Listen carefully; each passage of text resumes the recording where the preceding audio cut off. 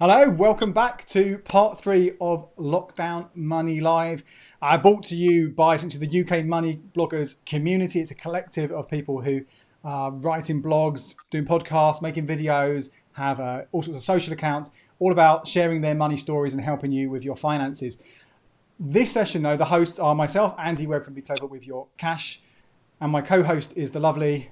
Hello, my name is Naomi and I run Skint Dad with my husband. Top money blog there, do check it out. And actually you might be watching this on one place, but there's a few places you can watch that. So let me share with you quickly now some of the main places where we are taking comments. We want to hear your comments, but obviously we can't follow them everywhere. So we are on the Skint Dad Facebook page. If you leave a comment there, a question, I will see it and I'll be able to bring that in to Naomi towards the end of the session. And we're also looking at questions over on the UK Money Bloggers Facebook page. If you're on either of those, if you're watching it live on either of those pages, 100% I will get your questions. We'll also, I know it's being shared in some other places, all sorts of things. Our guest Fran, she's sharing it in her group. Naomi has been sharing it in her pages and groups as well. I will be looking around for those questions as well. So if you do leave a comment there, hopefully I'll find it. But if you want to guarantee a question gets through to us, make sure it's on one of those two Facebook pages. So this is our penultimate session. A little bit delayed because of the clap. It was very noisy here. How was it for you, Naomi? Yeah, just as noisy, lots of bangs. I don't know what they were, but it's a bit sad. I think it's the last one, but everyone was still out there. It's quite nice. I know. It was a minute I had to get back in to make sure this was all working and people were still going like 3 minutes in. So I'm like, bye, in we come. Let's get this started. Okay, so I will be back with any questions people leave, Naomi. So I will hand over you to get this one going. Thank you very much. And hello, everybody, and welcome to this next session. So we're today, I'm joined by Francesca. Fran, what do you prefer? Either. Don't put my name, so I don't mind. So you are from the Money Fox, which is an excellent website. Go and check it out. Do you just want to give yourself a plug and talk about what you do? Thank you. Okay, I was not prepared for this. Need to remember my little spiel.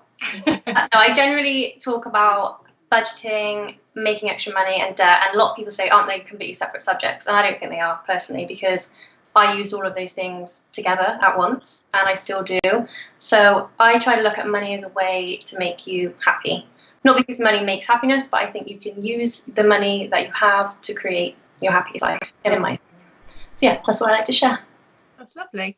So today we're going to be talking about everything that people can do to try and make every penny that they have stretch as far as possible, so that people last through to payday and hopefully a little bit beyond, so there's some spare money to have a nice treat or save it to do whatever else they want to do in the future with.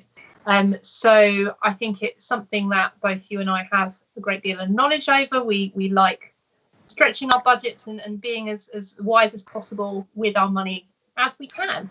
Yeah. So if, from your point of view, if you were going to, for the first time ever, look to stretch your money, what would you start with? What would you do?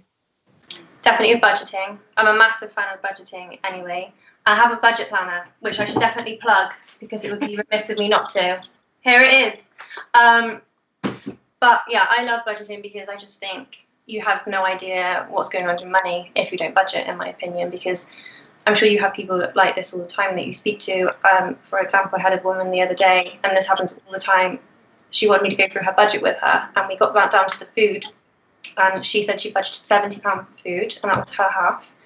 And I said, well, is that definitely what you spent? Because, you know, you need to go back through your spending and add it all up. And she said, no, we never go over it. It's 100% that. And then we added it all up, and I said, oh, this is how much you should have left over. And she said, oh, that doesn't sound right. So then she went back and added it all up, and she spent an additional £300 on her food shopping, rather than the 70 that she was 100% convinced that she spent every month. And she couldn't believe it. And I said, it happens all the time. If you're not tracking your spending and budgeting, your money just can disappear and you don't really realize it, especially when you're popping to the shops. And it adds up like little amounts all the time. So yeah, I would start with budgeting. So like I said, tracking your spending. And if you're just starting, then go back through your previous spending and add it all up. basically, to see where you're at, because then you can use realistic numbers and make a plan going forward. Yeah, so I think that's just really taking everything you got coming in, so go any pay, income, any benefits that you have, just have all of that as one, and then it's all those outgoings. And I think you're right, you really need to track it back over a couple of months, because those things you just don't realise, do you? You can say like you'll do your big shop and you'll spend £70, but what about those little top-ups that here and there, popping to grab some milk, and you end up spending £20 on milk and a kayak from the middle of one of those shops? You just it runs away with you. Definitely track your spending, go back and add it all up, as you said. But there's fixed expenses, I would say, that's easier to find within your internet banking, because that don't change every month. But then the variable spending is where you really need to go back and track it through. And like you said, it can vary from month to month. So one month you might have a load of birthdays, or you might have, a kid's school trip, although it doesn't happen now, thank God. They're not asking us for money every 2 seconds. But yeah, it definitely changes from month to month. And some people think that you just budget once and you just leave it. But it's something you really have to keep on top of, and just kind of be aware of what you're spending your money on and the things that come up. So if it's someone's birthday next month, or for some reason everyone's birthday, you seem to get like 5 birthdays in a family in 1 month, and then they're always really big birthdays. I don't know how that happens. So yeah, something to be aware of, I think. Yeah, definitely. We seem to have a lot of October babies in our family, so it's always fun and games there. So when you do a budget, I mean, obviously your budget plan is all paper, but how do you find it with using an app, or using open banking for different things, or using a spreadsheet? What do you think is the best way to do it? I personally do everything in my budget planner on paper, and I think that's because it makes it feel more tangible to me. Because for me personally, if I just pop it in a spreadsheet, I don't really think about it. I don't have like any kind of thought process. I think it's actually proven that if you put pen to paper, different neurons in your brain fire up, and it does actually help you in that way.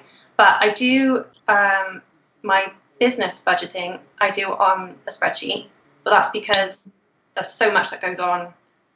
I would take me all day to write it all down. It would just, because I track everything, so that would be nice. But my budget, I write everything down personally. What do you have? How do you do it?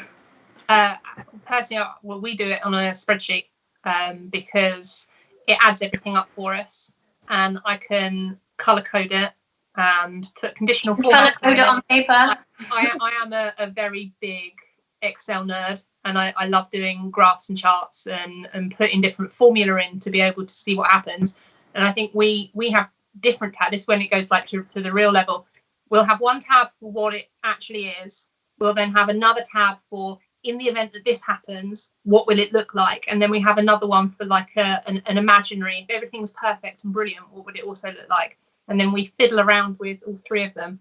And yeah, we are a bit nerdy when it comes to looking at the budget. But then I think it's important, because if you don't know where you are financially, how can you then make a decision kind of as to what you need to do, and how much spare money you potentially have to be able to buy something, or to know if your job is going to be affected and you're going to potentially be down on income, how you can actually stretch the money you've got, which I think as a number of people are now struggling. They've got furlough, so their pay is down, or they've potentially lost their job entirely.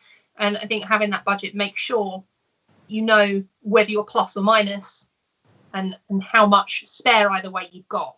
So if you kind of look at your budget and you think, I'm spending out more than I've got coming in, that's obviously, nobody wants to be in that position. If you found yourself in that position, what kind of things would you first start looking at to try and bring it down to get you in a better budget position?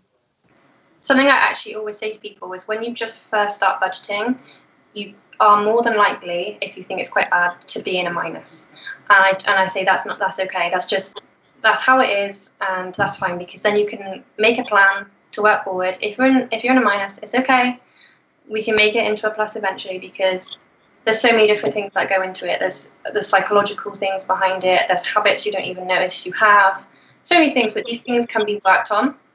So to start with, like I said, I'm sorry to repeat myself, but I would go through and track your expenses, analyze it, and just make a budget. But you need to go back and track it. And a lot of people have resistance to this because it sounds really tedious, because it is. It's going back through and writing down loads of numbers. That's pretty boring. But once you've done it once, you have the basic, outline of what your budget can be, and then it's so much easier to work forward. So yeah, I'd write down everything that you're spending money on, and there'll be probably ones that would leap out to you as you think, okay, that's quite surprising that I'm spending that much. Maybe I need to cut back a bit. And a big one is food, as I'm sure you know as well. You're an expert on that. And that's when you can really start to plan. And a lot of people find it really worrying, cutting the food budget. And I think it's just all down to planning. You just need to plan. And I think we're going to talk about it later. You just need to plan what meals you're eating, what you need to buy. And that's pretty much it. But yeah, I would suggest writing everything down and maybe even working through each one and pick one and see how you can make it lower. And a lot of people focus on the smaller things, but I would also say, if you focus on your bigger expenses, you can get some bigger wins. Even if you look at your mortgage, switching to a better mortgage rate, that can save you thousands as opposed to pennies. So pick one and decide how you're going to get it cheaper is what I would suggest. Ideally, all of them, but I suppose it can be overwhelming if it's the first time that someone's potentially put a budget together and they see everything down in a list, and it will look overwhelming that you're spending out so much money on different things. But it's at first that I think there is a fair bit of work kind of going through and making sure you're on the best mortgage deal, changing your energy provider, seeing if you are paying out random standing orders or direct debits that you don't know what they're for. And I think it's a lot of work to do that. But what I try and then do is build it into like a monthly process. Whereas I know that our car insurance is going to renew. Well, I can't remember when it is, but we get a letter prompting us. And I know in that month, that's really all I need to do. And I might do a spot check of my direct debits and standing orders just to check. So it makes it easier. Once we've done kind of the hard work up front, then it's just a matter of doing those spot checks and keeping on top of kind of each thing individually. So don't try and renew and start up your phone and your car insurance and your home insurance all in the same month. Otherwise, that's going to be a big financial headache trying to sort it all out at the same time. Yeah, definitely. And I think when you do renew, something to bear in mind is sometimes you might have to pay a bit up front, like a month up front or something. So that's also something to look into. But yeah, definitely I would say pick one. Maybe pick one that bugs you the most, like food. I think that's something that's quite easily fixed once you know what to do, instead of popping to the shops every 2 minutes, because yeah, it really adds up doing that. Yeah. Well, should we talk about food? Let's just go kind of into it, because it is, I think it is that one that you can't control as much, because you know that you're going to pay the same amount of money every month on your mortgage or on your rent and your council tax. It goes up every year, but every month you're going to pay the same amount unless you've got those 2 months free. But so the food, it constantly changes because the prices are changing in the shops, and you don't necessarily buy the same thing week after week. So how would you go about making sure you can keep your food budget in an acceptable level for whatever anybody's budget is? Well, I would definitely say try not to compare yourself for a start, because a lot of people say, well, how much should I be spending for a family of 4? And then you ask them more questions and they say, oh, 2 of us can't eat any gluten, and then this person can't eat this, and you think, well, I have no idea what you should be spending. It is completely different and based. So don't compare yourself to anyone else, is what I would say. Do what you think is the right amount and that what you're happy with. But I always say, write out a master list of all the meals you like to eat, because we like to think that we eat different things, but we tend to eat the same things. If you actually look at what you're eating, you tend to eat the same meals over and over. And then just pick some for that week.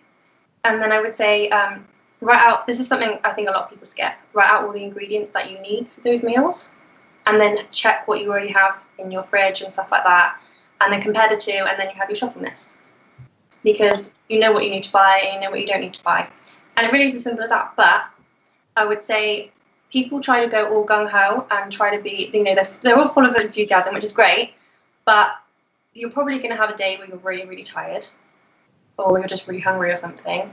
And then that's when your brain will go, okay, we're hungry, so we need to feed that, and will overrule every other aspect of your brain, and it will just grab, the takeaway or something like that, because your brain doesn't have to go through any thought process. So I'd say prepare for that. I always have like a frozen pizza in my freezer, and I have no guilt over that. And also, people who have a lot of takeaways, I would say keep your takeaway in there, once a week or something, because there's nothing wrong with having that. It's all about budgeting. If you can afford it and you want it, and you definitely want it, and it's going to be in your budget, then put it in your budget. I don't see anything wrong with having a takeaway if that's what you really want. I personally don't really like takeaways, but if you want it, then I'd say put it in there, because if you cut back on everything, that's when you start to think, oh no, I can't do this budgeting and meal planning thing, this is rubbish, and then you just kind of sink back into old habits. Yeah, it does. What do you suggest? I think the times that we've failed very early on, when Ricky and I kind of got together, was that we did a budget and we literally did it to the penny. And we're like, we are going to spend this much on food, and that's it. And then that day I was like, yes, we've got a budget and it works and it's going to be brilliant.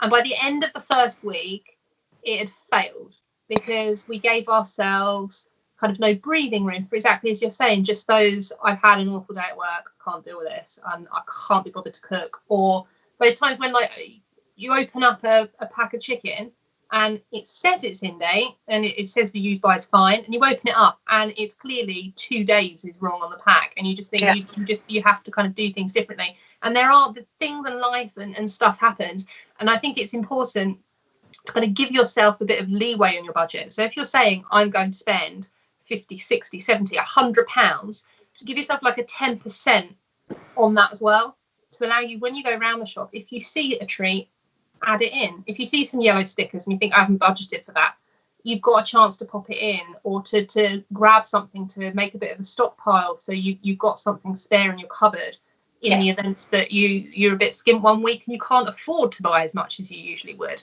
So I think that the budget needs to have that flexibility, again, for when food prices go up, which they randomly do when you're not expecting it. It doesn't get you stuck and limited to what you can do. But they've gone up already, have you noticed? They've gone up already.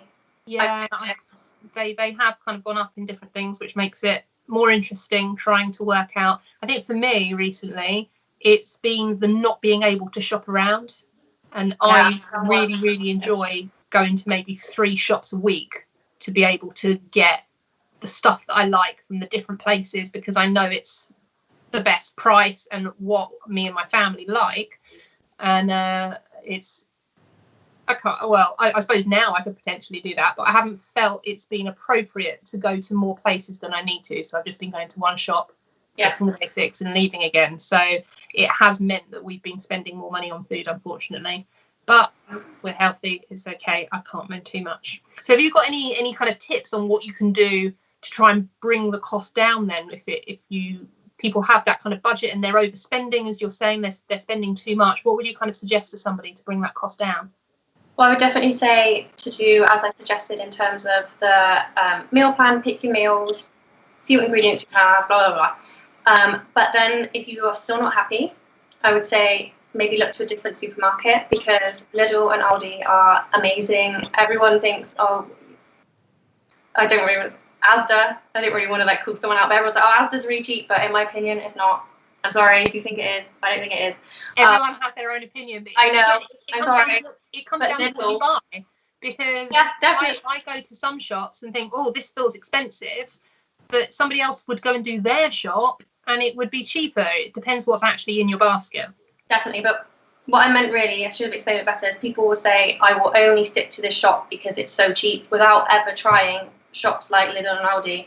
And I always find it amazing when I shop there, because if I get to the till and then my trolley is full and I think, oh God, what are they going to say how much it is? And they say, oh, it's like £60. And I'm like, that's amazing. I actually haven't been shopping in Lidl at the moment, because it's the one near us is really small, and I haven't felt really comfortable with the social distancing. But also my partner's really ill and he can't eat certain things now, so it's just easier for me to shop in a certain shop. And that might be the same for a lot of other people, but if you can try out shops like Lidl, I would definitely recommend that. But another thing I would say is pick one meal to try and make cheaper. So out of your master meal list that you've got, just look at one meal and think, how can I make this cheaper? Could I bulk it out by perhaps, adding lentils or oats or more veg instead of this? Could I make it a meatless meal, but it still tastes the same? So I think, that would be my main tip. Pick one meal and just don't go crazy and think you have to overhaul your whole food budget. Just start slowly. What about you? Yeah, I mean, similar. I mean, one thing that I kind of look to do is I've signed up to pretty much every single loyalty scheme that every retailer has. I've used some of them, have never bothered with them because they're not so good. But if you know that you're going to be shopping in Tesco's, then have a club card. If you're going to be shopping in Sainsbury's, then get your Nectar and you use them and save these points up, because what you don't realise is that they just tot away in the background.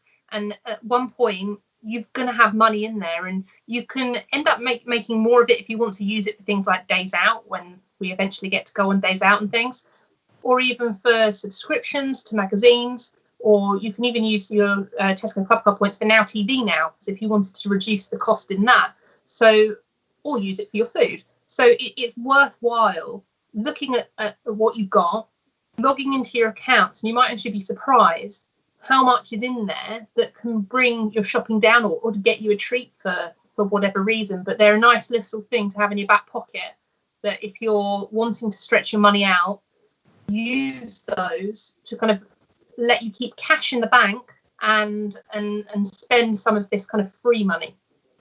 Yeah, my boyfriend, when we first got together, he went to Sainsbury's all the time, and he didn't have a Nectar card. And I was like, here is my Nectar card, please use it. And he did, and he was like, his thought process was that it wouldn't be worth it. And I was just like, it's literally free money. And to be fair, when he did start using it, he was just really surprised. He was like, there's all this money that I can use. And I was like, yeah, I know. And I said, this is what we can use it for. And I showed him all the different things, and he was really surprised. So it's definitely worth it, like you say. And it's nice, even if you want to spend it on food, like you say, but at Christmas or something, that can really help you out when there's huge costs. Or if you had loads now, it would be really helpful, obviously, hindsight. But definitely useful to have. I love mine. So what would be, so then summing everything up, if you're kind of looking to stretch your money, what would be your kind of number one tip that people should kind of start doing or potentially stop doing? Don't have to be budgeting. I'm a big fan of budgeting, just because you know where your money's going and what you can use it for. And then if there's things in there that are no good, then just get rid of them. And if there are things in there that you think, okay, they do actually make me happy, but maybe someone else thinks I shouldn't have it, I'm just going to keep it in there anyway, because everyone talks about, things like cutting up coffee and stuff like that. And I agree with that to a point. If it is making you truly happy, then I think, and you can afford it, then I think keep it in there. And that goes for a lot of other things as well. If I said to you, you've got to put hockey in your budget because I play hockey in it, and therefore I think you should have hockey in it, you'd probably say, no, I don't want to put hockey in my budget, actually. And there's probably things that you have in your budget that I wouldn't like either, but it's all about what works best for you. Yeah, budgeting would be my number one tip. What about you? I think it comes down to kind of making sure that you're actively following like a bank account audit, and that happens. You make it part of your kind of monthly routine for whatever somebody does. So just go down and make sure that you're not paying out for these random things. I signed up to, there was a deal at Christmas to get 6 copies of the Radio Times, including the bumper 2-week Christmas edition, which I've had. I think my mum used to buy it, and it was just like, it's Christmas when the Radio Times 2-week edition starts. So for me, I want to get that every year. But it's about £5. And the Radio Times at Christmas did a deal. You can get 6 of these things for £1. So I signed up.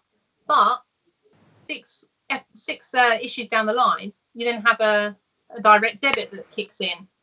Okay. And if I didn't make sure that I kept on top of my bank account audit, that would have hit, and I would have had to pay that and then started getting the magazine. So it's making sure that if you're signing up for any of these things, like Graze boxes, all these other, there's so many subscription boxes out there nowadays. Yeah. I'm sure, again, they're useful. When you sign up to them, you obviously want to do them, but make sure you're tracking what you've got. making sure they're actually valuable and worthwhile to you. So yeah, it's doing the monthly check to make sure that you're only spending what you really, really want. I think it's worth thinking about the fact that as great as the free trials and things are, they are a marketing tactic.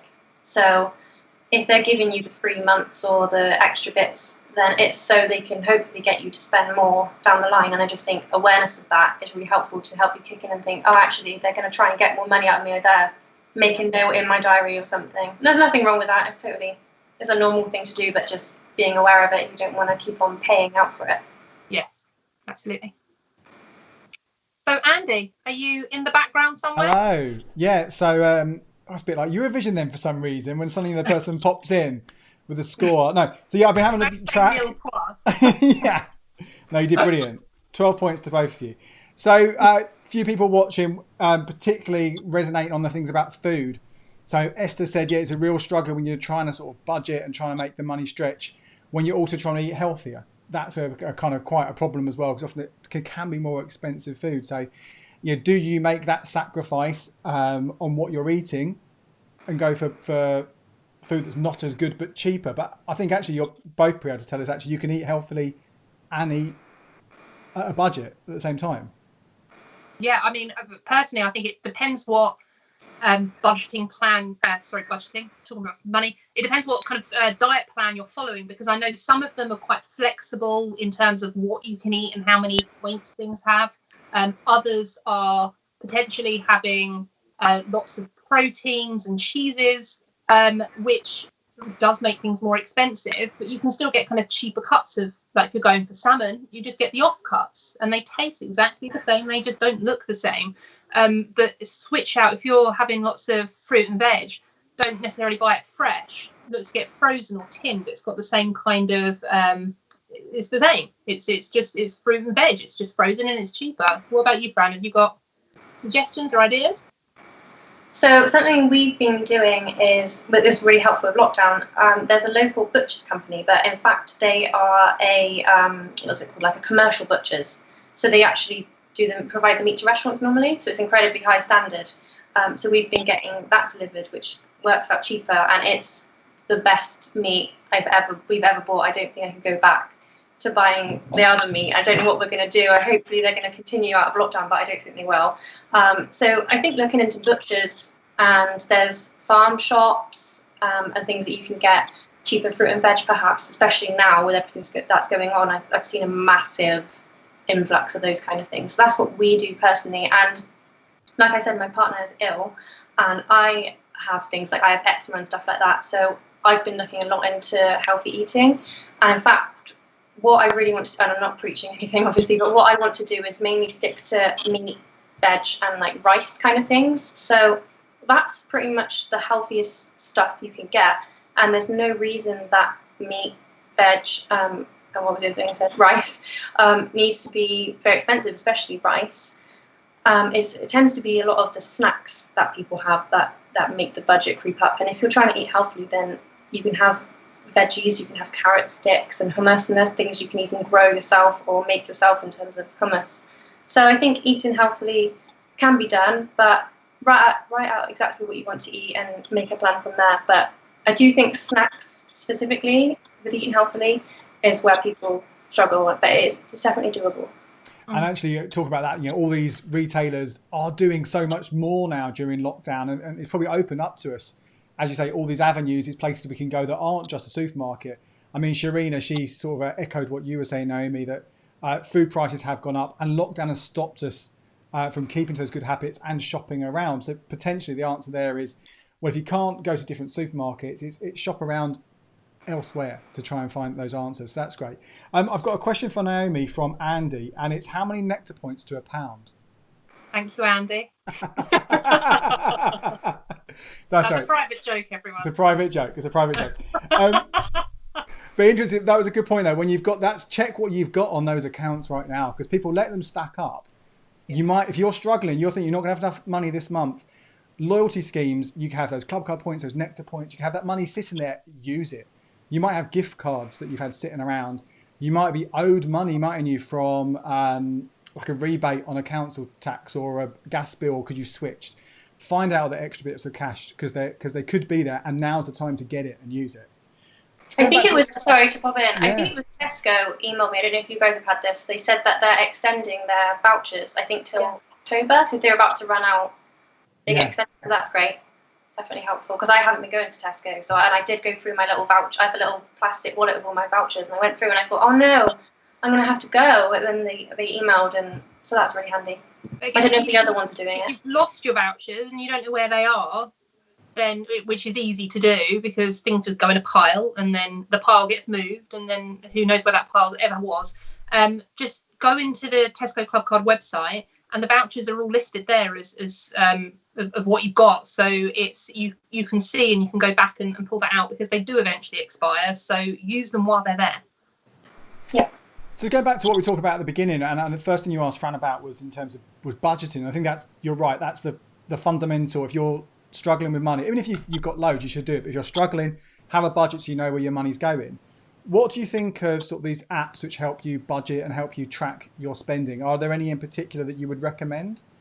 I was going to say that, you reminded me, and then I went off on another tangent. So Monzo is obviously the most popular one. I have a Monzo account and I use it for my sinking funds, so where I have separate savings pots, and I do recommend this to people if they are struggling with things like food budgeting, because you can have separate places for everything. Because for me personally, if all my money's there in a lump, then I have no idea. I think, oh, I've got all this money, that's great, and then it goes out and out and out and out, and then you're left with none. And I think when you actually divide it, you can see exactly how much you have. And if you do cash, you can do this as well. And I'm plugging another thing, but it's free. I made these cute, have you seen these? Can you see these? Yeah, we can see them, yeah. Sinking fund envelopes. So if you want to save up for things, you put it in there. But obviously, there's apps like Monzo that you can do it digitally, which is great. Do you use any? Well, there's aggregators like Money Dashboard, there's Yolt, there's quite a few of these now. And some of your banking apps will let you add other accounts to them. So it's quite useful in that sense and seeing where all your money is if you've got multiple ones. But yeah, they'll do that kind of analysis. Sometimes they'll tell you you've got this much left until payday. Direct debits are coming out at this time. So I think they're really good in practice if you're not someone if you're often forgetting and you're not keeping an eye on stuff, they can be quite handy. If you're not a fan as well of putting your pen to paper, which is a good thing to do, it acts as a spending diary for you. So instead of having to manually every night go and say, I spent this, here's my receipt, it will tell you have spent £100 at Starbucks this month, and you're going to go, no, I didn't. But yeah, you did, and it proves it and it logs it all together. So a lot of them at the end of the month, you can kind of see this summary, and it acts as kind of this profile of shame about how much money you spent in different places. But then you can use that as a positive step to kind of think, maybe I shouldn't spend quite so much on coffee. Yeah, the occasional one is nice, but I don't need, like, it's the food, I think, that gets really expensive in those places. So look to do something else. So they can be useful to track it, but it does it on its own. So because of open banking, it just takes everything and it adds it all in. I think you just got to be careful sometimes because it categorizes it depending on what the transaction is. They put them into different categories. So you just need, again, on a monthly basis to go in and make sure things are categorized the right way so that when you check your spending profile, it's actually going to look accurate. Yeah. And you know what? That could be really useful because I think as lockdown does ease, as shops open, as we're allowed to go and buy coffee and go shopping, a lot of people are going to be tempted to actually treat themselves because they've gone without. They're going to buy things because they can. And maybe having something like that, which is a nice visual trigger, you can see exactly what you've spent, where you spent it, and you are worried about your money. It kind of brings you back a little bit as that nice little nudge and that little reminder. I've seen massive queues outside of Starbucks drive-through and McDonald's, and I was like, I'm good. Okay. The queues to go.